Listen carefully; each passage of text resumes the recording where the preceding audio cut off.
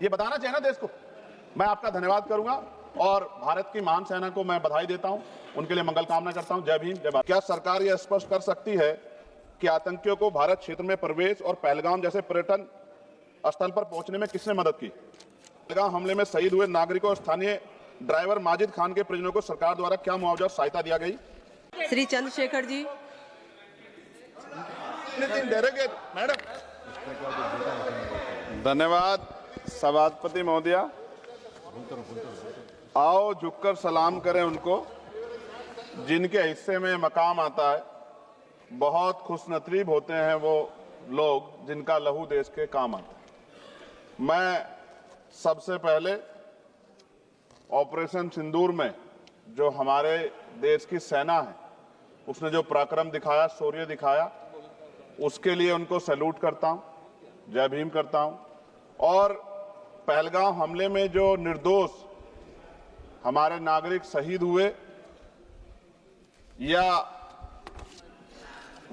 अन्य जो लोग उसके बाद सीज फायर के बाद जो शहीद हुए, उन सभी लोगों के लिए प्रार्थना करता हूं कि उनके परिवारों को कुदरत दुख सहने की शक्ति दे। महोदया, मेरे कुछ सवाल हैं सरकार से। क्या सरकार यह स्पष्ट कर सकती है कि आतंकियों को भारत क्षेत्र में प्रवेश और पहलगाम जैसे पर्यटन स्थल पर पहुंचने में किसने मदद की? क्या सुरक्षा एजेंसियों को इस हमले की पहले से कोई खुफिया इनपुट प्राप्त हुए थे? यदि हां तो उन पर क्या कार्रवाई हुई?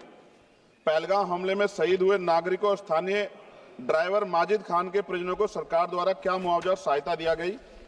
क्या सरकार पर्यटकों की सुरक्षा सुनिश्चित करने के लिए विशेष स्टैंडर्ड ऑपरेटिंग प्रोसीजर लागू कर रही है? क्या भारत सरकार ने अंतर्राष्ट्रीय मंचों पर यह मांग रखी है कि जब तक पाकिस्तान आतंकवाद पर कठोर कार्रवाई नहीं करता तब तक उसे किसी प्रकार की आर्थिक सहायता न दी जाए? ऑपरेशन सिंदूर के बाद जब पाकिस्तान ने जवाबी हमले किए और 21 भारतीय नागरिक शहीद हुए, यहां तक कि हमारे गुरुद्वारों को भी निशाना बनाया गया, तब सरकार ने सीज फायर की अनुमति क्यों दी? क्या यह भारत की कूटनीति कमजोर नहीं दर्शाता? सभापति महोदया, मुजफ्फरनगर में हमारे जिला सचिव हैं भाई कामिल, उनके परिवार के 2 बच्चे भी इस हमले में शहीद हुए थे। क्या सरकार ये मानती है कि टीआरएफ द्वारा इस हमले में खासतौर पर हिंदू पर्यटकों को निशाना बनाना भारत में सांप्रदायिक द्वेष को बढ़ावा देने का प्रयास था? यदि हां तो इसे रोकने हेतु सरकार ने क्या रणनीति बनाई? सरकार उस मुस्लिम पोनी ऑपरेटर को क्या सम्मान देगी जिसने अपनी जान देकर तीर्थ यात्रियों की रक्षा की? क्या उसे शहीद घोषित किया जाएगा? पाकिस्तान को हाल ही में आईएमएफ द्वारा $2 अरब से अधिक की सहायता राशि दी गई है। क्या भारत ने औपचारिक रूप से आईएमएफ और अन्य वैश्विक संस्थाओं के समक्ष आपत्ति दर्ज कराई है? क्या सरकार ने जांचा है कि आईएमएफ या अन्य विदेशी मदद का कोई हिस्सा आतंकवादी गतिविधियों में उपयोग तो नहीं हो रहा है? क्या सरकार ये स्वीकार करती है कि पहलगाम हमले में खुफिया तंत्र पूरी तरह विफल रहा है? यदि हाँ तो कौन जिम्मेदार है और उसके विरुद्ध क्या कार्रवाई होगी? क्या सरकार स्पष्ट कर सकती है इतने भारी सुरक्षा प्रबंधों के बावजूद टीआरएफ जैसे आतंकवादी संगठन के सदस्य भारत में प्रवेश कैसे कर जाते हैं? क्या सरकार ये बताएगी पहलगाम जैसे संवेदनशील क्षेत्र में सुरक्षा समीक्षा अंतिम बार कब की गई थी और उसमें क्या कमियां चिन्हित की गई थी? प्रधानमंत्री जी ने इस हमले के बाद पहलगाम का दौरा क्यों नहीं किया जबकि देश भर में भावनात्मक उबाल था? क्या सरकार ने शहीद हुए नागरिकों के परिजनों को आर्थिक मदद व स्थायी सहायता प्रदान की? यदि हाँ तो उसका विवरण सदन में प्रस्तुत करें। महोदया, सरकार के लोग सेना के सम्मान की बात करते हैं। इस घटना के बाद सेना के जवान अमरनाथ यात्रा की ड्यूटी पर जा रहे थे, ऐसी रेल दी गई उनको जिसकी हालत बड़ी खराब थी। सेना के जवानों ने मना कर दिया कि हम इस रेल में नहीं बैठेंगे। 4 दिन बाद बदलनी पड़ी। और सरकार के नेताओं की भाषा देखिए, कर्नल सोफिया कुरैशी के बारे में किस तरह के शब्द यूज किए गए, इन पे भी हमें चिंता करनी चाहिए। देश की सेना के लिए मेरी मांग है महोदया कि सेना और अर्धसैनिक बलों के वेतन को टैक्स मुक्त किया जाए, बैटल ऑफ ऑनर से सम्मानित, क्योंकि ये इस समय ऐसा विषय चल रहा है कि देश की सेना पे हमें गौरव है, गर्व है, लेकिन जिस तरह से आतंकवादी गतिविधियां बढ़ी है, मेरी मांग है कि बैटल ऑफ ऑनर से सम्मानित चमार रेजिमेंट को बहाल किया जाए, Gurjar regiment, Mehtar regiment, Yadav regiment बनाई जाए, क्योंकि देश का जो किसान का मेरा उसके अंदर देश का जो गांव में रहने वाला जो व्यक्ति है उसके अंदर देश प्रेम का जज्बा बहुत जबरदस्त है। अगर इनको मौका मिलेगा तो शायद पाकिस्तान छोड़िए, चाइना की हिम्मत भी नहीं होगी कि हमारे देश की तरफ आंख उठा के देख ले। मोदी, बाबा साहब अंबेडकर कहते थे हम प्रथम और अंत्य भारतीय हैं।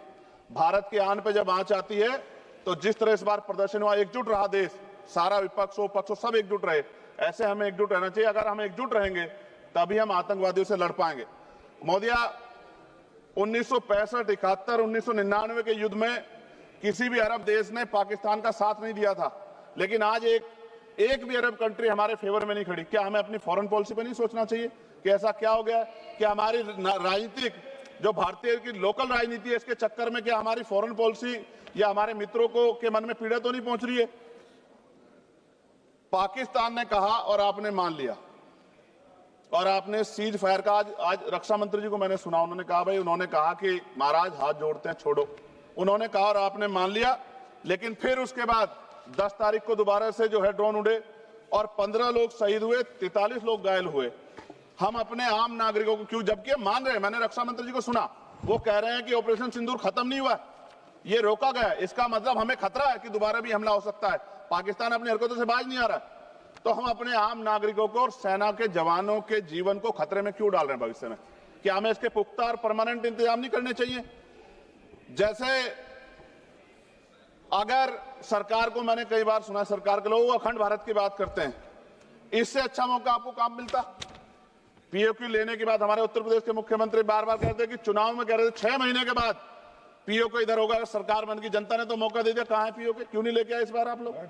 तो पहली सीढ़ी तो इस बार ही चढ़ गए थे। जिस तरह से मीडिया ने माहौल बनाया था मोदिया, तो ऐसा लगा कि अगर देश की सेना ने जो हिम्मत जुटाई थी, सरकार मदद करती, तो माननीय नरेंद्र मोदी जी पाकिस्तान के भी प्राइम मिनिस्टर होते इस बार, इसी बार, और फाइनेंस मिनिस्टर बैठी है हमारी, ये पाकिस्तान की फाइनेंस मिनिस्टर होती। इस तरह के हालात बने हुए थे और ऐसा मौका चूकना ही नहीं चाहिए था।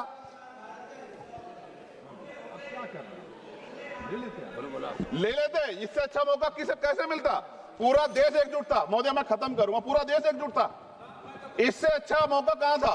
लेकिन अब अमेरिका में बैठ के कोई देश के फैसले कर ले तो देश की गरिमा पे, संप्रभुता पे बहुत बड़ा हमला है। इसको हमें समझना चाहिए, हमें समझना चाहिए किसी की हैसियत नहीं है।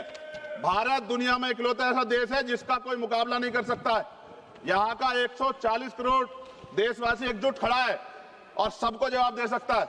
मोदी, आज खत्म करते हुए कहूंगा, अमरनाथ की यात्रा आ रही है अगस्त के फर्स्ट वीक में, चल भी रही है, नहीं चल रही। अनुराग भाई, आपको बोलने का मौका नहीं दिया, आप ये नाराजगी मेरे ऊपर मत उतारो, आप लड़ो ना उनसे, आप लड़ो चेयर से, मुझे काहे को करना। खत्म हो रही है अमरनाथ की यात्रा, खत्म होने वाले, सुरक्षा के पुख्ता इंतजाम होने चाहिए और दोबारा ऐसी कोई घटना ना हो। लेकिन अंत में महोदय मैं कहूंगा, आम लोगों की जान भी गई, क्या सरकार ने उन परिवारों को मुआवजा दिया है? क्या उनके जीवन का कोई मूल्य नहीं? जिन्होंने अपने परिवार खोए, जिन्होंने अपना घर का बेटा, पति, घर का कमाने वाला खो दिया, उनका भी तो अधिकार बैठता है। सरकार ने क्या मुआवजा दिया, इस बात की जानकारी भी सरकार को पटल पर रखनी चाहिए, सामने रखनी चाहिए। और अंत में मैं धन्यवाद दूंगा भारतीय सेना को और भारत का जो प्यार है कि पाकिस्तान और आतंकवादियों के भरसक प्रयास था कि यहां सांप्रदायिकता का माहौल बन जाए, लेकिन देशवासियों ने समझदारी दिखाई। और कश्मीरियों को भी मैं बहुत धन्यवाद देता हूं कि उन्होंने कोशिश की कि किसी भी तरह से कश्मीर के ऊपर जो ये इतना बड़ा इल्जाम लगा है, ये इल्जाम में कश्मीरी शामिल ना हो और ऐसे आतंकवादियों पर सख्त कार्रवाई। पता लगा है कि महादेव, ऑपरेशन महादेव हुआ है और यही पता लगा कि वो तीनों आतंकवादी मारे गए। लेकिन मैंने अखबार में ये भी पढ़ा था कि वो जो मुख्य आरोपी था कुछ दिन पहले पाकिस्तान में था। कोई पिकनिक चल रही है कि उधर भी चले जाते, इधर भी आ जाते? क्या है बॉर्डर पे ऐसा? ये बताना चाहिए ना देश को। मैं आपका धन्यवाद करूंगा और भारत की महान सेना को मैं बधाई देता हूं, उनके लिए मंगल कामना करता हूं। जय भीम, जय भारत। महोदय धन्यवाद।